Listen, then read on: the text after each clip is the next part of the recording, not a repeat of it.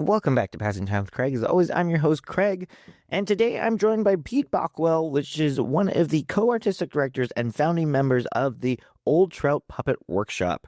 We're going to talk about how he got into puppetry, what's so universal about it, and what exciting things we can expect from the Old Trout Puppet Workshop. But more importantly, we're also going to chat about their involvement with Calgary Opera's presentation of Hansel and Gretel, running with shows between January 31st to February 6th at the Southern Alberta Jubilee Auditorium. They did some amazing puppets for the show, so we're going to chat about that. We're going to have a great time. We're obviously going to mention Muppets and Jim Henson and just what else they've got going on, what work it takes to be in puppetry. So I'm excited for you all to hear it. It was a great conversation. So enjoy my chat with Pete Balkwill.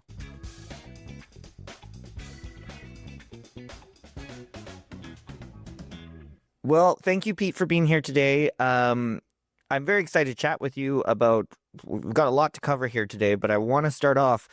I mean, we all grew up with love of puppets. You know, we grew up with Sesame Street, the Muppets, puppet shows in school, libraries, us creating sock puppets. When did you know that you wanted to continue and just do puppets with your life? I don't know that I ever really knew that I wanted to do that. I have to admit, I didn't choose puppets. I think the puppet chose me. Okay. And in a way, it was, the Old Trout Puppet Workshop started off. We were a gang of adolescents that were just, terrified of adulthood. And we worked at a summer camp as camp counselors. And we made fast friendship out in this environment, working on the land and taking kids into the backcountry and just sort of running amok with wild abandon. And we didn't want to lose that relationship or that energy. And so we dedicated ourselves to each other in some respect, but also toward an artistic drive. We were very creative together. And the collective decided they wanted to lean into puppetry arts. And at the time I was studying to be an actor, and I didn't care what it was going to be. I just wanted it to be something with this group. And so I was excited to embrace the puppets, Yeah. And it's paid off in remarkable ways, I have to say. But I as I look back, I can see where the seed of puppetry was through my childhood and through my journey growing up, Yeah. and even a remarkable dream I have that I remember. There's a few dreams that you can always remember vividly, and I used to be in the Navy, and conversely, in the Navy I would do shadow puppets at night under the light of the full moon out at sea. It's sort of this remarkable light, and I would create little shadows on the side of the ship, and these old sailors would watch and laugh and cry at the absurdity of it all. And I had a dream when I was in the Navy at one point, horribly sleep deprived, where I ran into a very good friend of mine in a room full of kids making puppets. And he sort of said, "Hey, we're working on puppets. You should sit down and hang out for a while." So it's kind of happened. It's so funny. You're right. People all have these dreams, so many dreams we just kind of forget about. They just kind of, it's one of those things you wake up and then you're like, I had an interesting dream. I don't remember it. But then there's these other dreams that just kind of stick with you and you don't really realize why. And then you're like, oh, that makes sense. There were other aspects to the dream. It was one of those highly convoluted dreams, but I can remember it vividly still. Yeah. And there's parts of it that I'm wondering, what did that mean again? And when is that going to happen? Yeah. So you brought on something, you touched on something that I find very interesting, and so unique about puppetry. You said you were doing shadow puppets for guys in the navies, and like puppetry is one of those kind of all ages things. I think, there's a part of us that think, oh, it's just, for those 4-year-olds at the library, we got to entertain them. We'll just do a little puppet show. But it is, I mean, you for example, with the Muppets, you have a new Muppet special coming out with Seth Rogen's executive producing it because he loves the Muppets and always wants to do something with it. Fraggle Rock has come back, which you've done some work for Fraggle Rock, right? Right. Yeah. Yeah. So why is puppetry this thing that just is for all ages? What it attracts us to it as humans, no matter what age you are? Oh, it would be impossible to nail down a singular answer to that equation.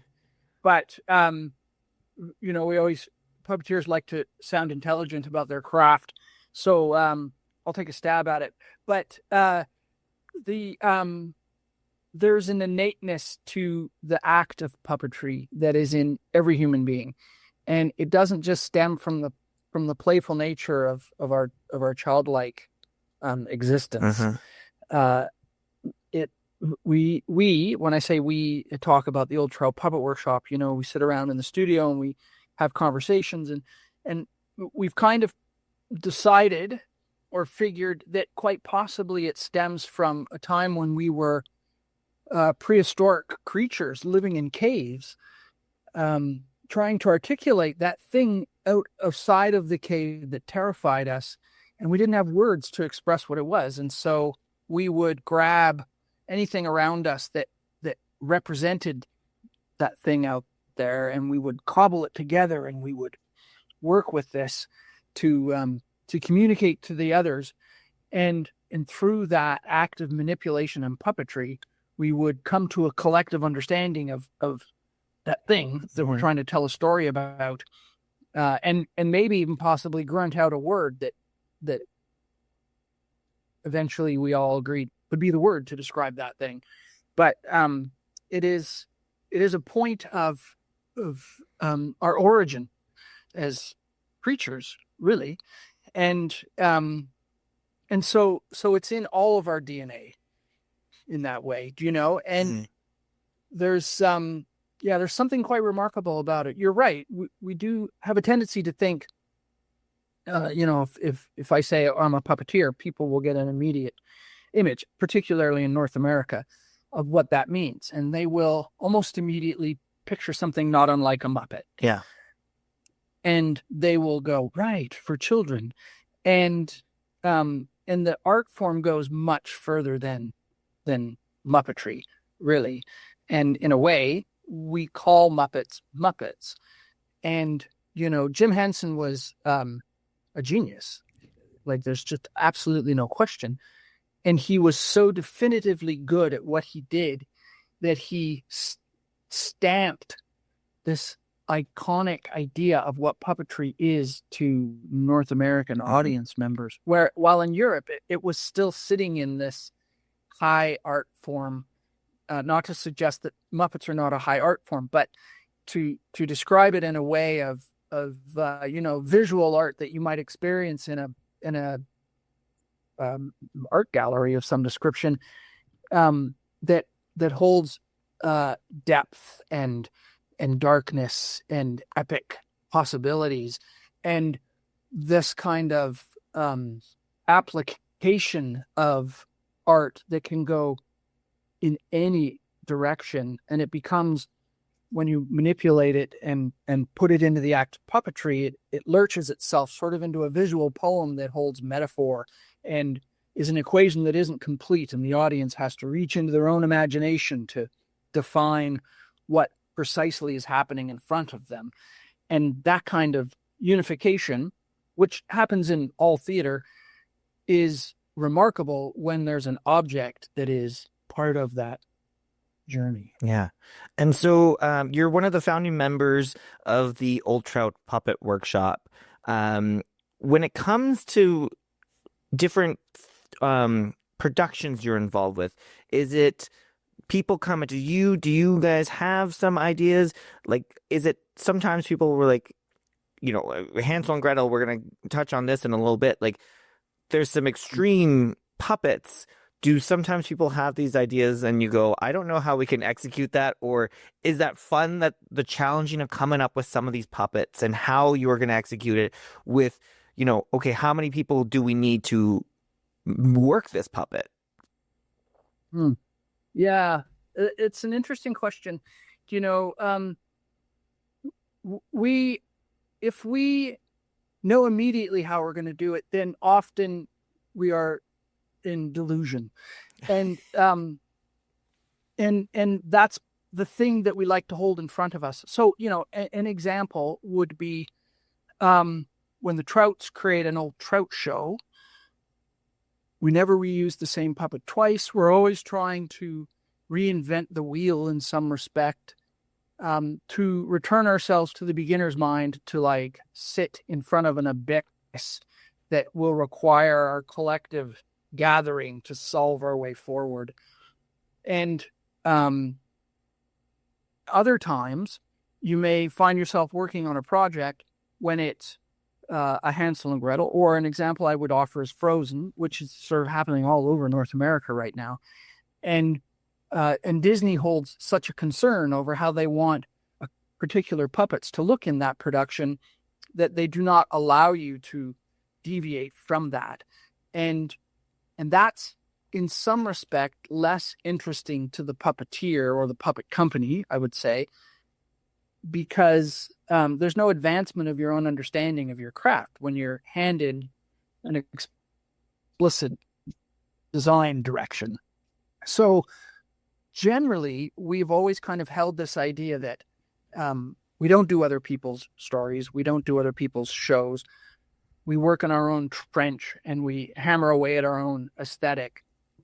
But puppetry is in an immense renaissance. We thought it was happening really hugely 15 years ago, but it is accelerated well past that point now, where I think if I look at all the regional theaters in Calgary, I could say that there's most productions, there's about a 75% puppet rate in almost all productions. Everybody wants to get a piece of the puppetry in the action. And so there's alternative opportunities for us to earn some income by working on a production where they say, we want to have puppetry in it. We're coming to you because we hold you as experts in this field. And could you please build this kind of puppet to do this kind of thing in this show? And we will agree to that. Generally, we'll push back against the immediate idea that the theater holds how they want the puppet to look. But it's tricky serving a third-party producer in some respect, Yeah. But at the end of the day, grocery prices are going up. So I kind of gotta, I don't know what the term is. You putt for dough and drive for cash, or what? Yeah. But now we're holding the two in our hands. I think the kids say a 6-7, or Oh, you yes. know what that means. I don't understand. I try to understand. I've asked my nieces and nephews. I really don't get it. Man, it's code. It is code for takeover. Yeah. So the shorter answer is we generally do not build commissioned puppets for other people. Uh-huh. Because if somebody is saying, I want to do a show and I want to have puppets in it, and they've never worked with puppets before, they don't understand what they're suggesting by doing that. Right. They never hold the budget to maintain the puppet through the production. They don't understand it's going to break, that a puppet is in a constant state of research and development. And if you don't have that sort of sweat equity dedication to that little nefarious object, it will drive you mental. It does it even when you do hold some capacity of what it's capable of. But we don't, so for that reason, we don't do commissioned puppets, but we have begun designing for other groups and institutions and saying, you need to understand what you're getting into, and good luck. And once the show is up, we hightail it, take the money and run. Why do you think, you mentioned that a lot of productions are kind of using puppetry again? Why do you think why theater is using puppets? Well, everybody likes something that's working. Yeah. And, like Julie Taymor, bless her heart, with The Lion King, has exceeded so many box office records that it is, that everybody side eyes that and goes, we got to get a piece of that in the going, and so there it is. There's one other thing I wanted to say that's sort of poking into my head when you were talking about why do we sort of universally connect to puppets. And I think it's also this notion that the puppet is an analog entity and it's operated by a human being, and it is simple in its basic systems of levers and handles that you have to move. There's this sort of gentle fragility of the idea of the puppeteer and the puppet. And it is a point that defies the technological advances. And we are in such a rapid state of digitalizing ourselves and AI is just like capping the top of that one. That when we witness a puppet, it connects to ourselves as simpler creatures in the world. And I think there is within us a nostalgia, which is even, a desire to return to a simpler life when we possibly have to chop wood to heat a fire to stay warm. And puppetry connects to that mechanism in us that wants to remain human. Yeah. And I think there's just something to be said about it actually being there. I mean, you think of the next evolutions of puppetry, animatronics. So you think of something like the original Jurassic Park and seeing the real T-Rex that they made for it, and it holds up, and people love that. And then you watch some of these movies that just completely CGI, and you're just like, that looks like a cool creature, but that's not real, and they're not looking at it, and you can tell. So I think there's something to be said about puppetry of it, like this creature that's actually you could go and touch it, and I think that's a huge factor to it too. That's right. Yeah, it's like a painting, in a gallery, and you get close enough where you can see the brush strokes, and you're like, if I really wanted to, I could reach out and I could touch that brush stroke that was made 400 years ago. Yeah. And then I would be thrown in jail. Yeah. That's why we're no longer invited to that museum. That's right. Yeah. So, before we jump into Hansel and Gretel, I did want to ask you as well. You have those puppets where it is just one person needs to handle it, and then you have some bigger puppets that multiple people. How much trust and connection do you need to have with the other people when multiple people are working on making one puppet move together? Need an immense amount of trust. Yeah. But trust is at the top of the order in any kind of live performance situation. I think another thing that is required is patience. And you have to have patience with yourself and with those other people as you try to align your vocabulary on how you're going to make this thing move and breathe and live. And there's a precision that is required. You can't deviate from the precision until you have landed the precision. And then once you have, then you can actually begin to work in an impulsive way as a collective. But you really do have to, hold that trust, hold that patience, and then hold that sense of humor. And just about any puppeteer will have those qualities. There's something there's like puppeteers are they're kin, they're family. Like when we do intensives and workshops, when we bring strangers into the room, the cohesion within that group is almost immediate within a day or two, in ways that it isn't necessarily with other groups, and it's because they're all there because of the puppet, right? And that is a kinship, and so usually those components that are required are there, and the trust is there. It's interesting working with opera singers because, uh, well, there's a bit of a conflict of virtuosity there. Yeah, I was gonna say, you know, people might not think opera and puppetry, and so we got Calgary Opera presents Hansel and Gretel. And you guys did these puppets. It was in Vancouver was the first one of it. Right. And so now we're coming here to Calgary to do this. Um, yeah, people don't normally think opera and puppetry. Why are they going together? Oh, I think puppetry and opera have been in bed together, uh, even prior to the success of Lion King. Yeah. Do you know? And it is because the puppet does serve darker themes, and it does reach towards epic levels in ways that humans can't. Not that it does it and humans can't do it. That would be absurd to say that, but they do it in different ways, and ways that are complementary. Uh-huh.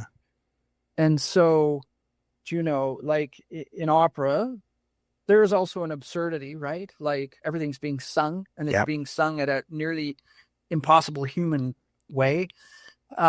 So you are utterly mystified by this artist that has dedicated themselves to this ability. But the puppet can dress within that and be elevated by that relationship to the virtuosity of the singer. Yeah. And what can you tell us about some of the puppets that are in this production? Oh, well, it was fun as we went into the designing of it, you know. Because again, this is one of those. This is Hansel and Gretel. Hansel and Gretel is a story that we've known for. We've all grown up with it, all know it, but there's so many different possibilities you can go down and what things look like. So, you could come up with some different looks that people wouldn't normally think of when it comes to some of these characters. Absolutely. And if you have a director like Brenna who is willing to embrace the sort of collaborative whimsy and the reach for, again, the absurd, you know, then it becomes a pretty delightful playground. And we got to go down that rabbit hole of what are those things that we are afraid of when we are younger, and how do we manifest them in a real way, and where is the limitless imagination that comes within that fear. And so it was quite fun, you know.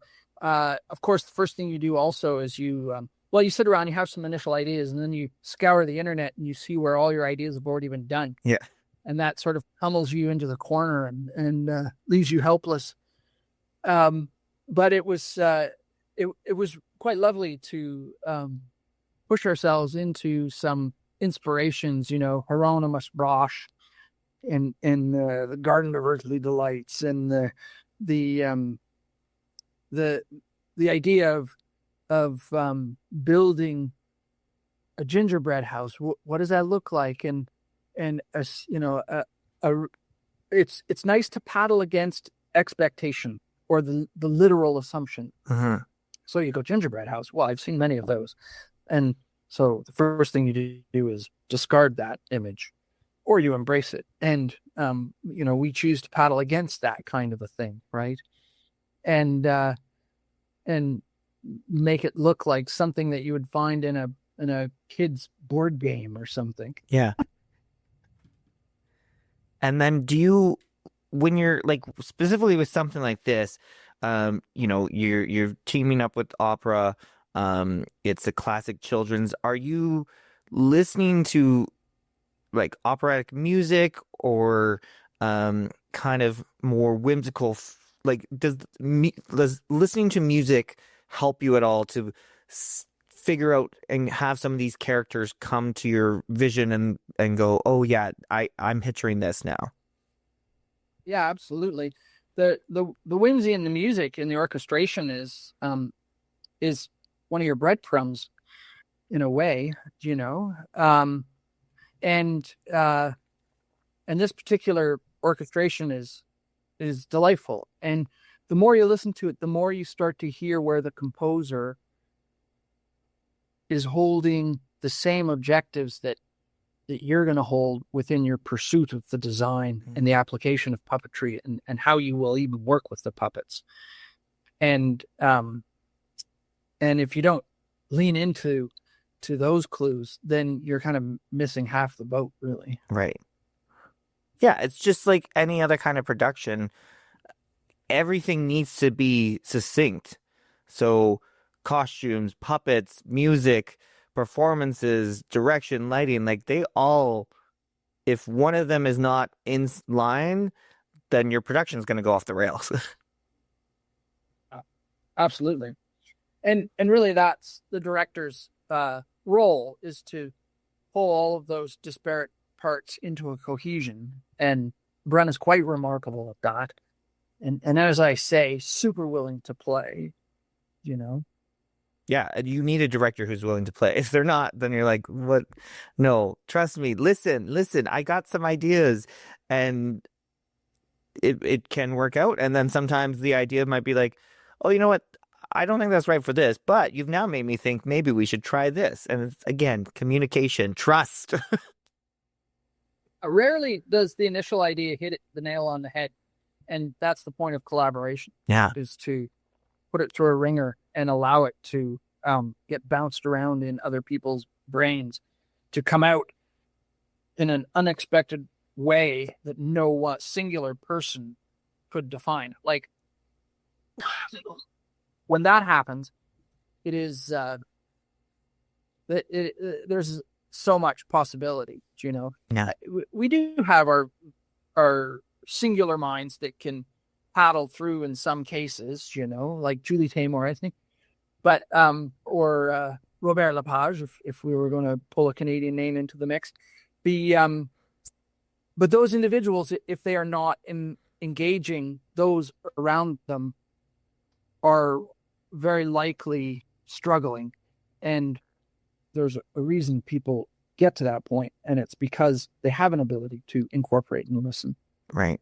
I have to ask, do you have a favorite puppet from this production that you think is just looks amazing or impressive or whatever? Do you have a favorite puppet from this Hansel and Gretel production? Yeah, I kind of like the Dew Fairy. No, sorry, the Sandman. Oh, yeah. The Dew Fairy is also delightful, as is the Red Witch. But the Sandman is really fun, you know, like that design grew out of a sculpture, like the Old Trout Puppet Workshop. We did an outdoor sculpture garden at that summer camp that we used to work at. We found this interesting grove of trees hidden off in a way that you would have to come upon it by secret. And Judd Palmer, one of the old Trouts, his sculpture that he put in there was, you know, eyes and the nose and ears, and they're each on different trees, and you have to line yourself up in the forest just at the right angle to see the face in the trees. And the Sandman is the same way. So it's a very challenging puppet, but it sort of creates this moment that that makes the audience member, when they have participated to complete that character, essential to the equation. And that's awesome, because it really empowers the intelligence of the audience. Yeah. Which, you know, you have to hold this idea that the audience is the smartest person in the room. And so if you can lean into that and employ that, then you're taking full advantage of it. Yeah, that's awesome. I'm very excited to see all these puppets and see the production. I think it's going to be such a blast. What else can you tell us for 2026? You know, we just started the new year, that we can that Old Trout Puppet Workshops got going on this year. Anything exciting you can tell us? Right now, like, we have a design going up in in Regina at the Globe, and that's for Frozen. It's being directed by Jill Kiley. That opens on January 30th. The Calgary Opera project opens January 31st. Yeah. So that's a little nutty. And as I speak, we have our show, Famous Puppet Destinies, which is touring through France. So it's doing 8 cities, 10 shows there right now. So we're all kind of pulled in different directions. But then we come together in May in Calgary to work on a new show called The End, which is going to be a delightful excursion into the obliteration of the planet. Which is nowhere near anytime soon. We like to, we always like to paint a rosy picture. Yeah. I love that. That is awesome. Well, Pete, I just want to thank you again for taking the time. I know you're a busy guy, and to come on to chat with me with puppets and about Hansel and Gretel. So I really appreciate everything today.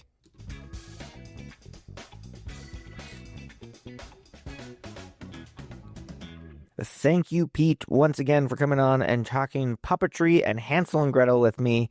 Very interesting stuff. I love Muppets, puppets, all that stuff. I think that's so cool. So it was great to chat with him.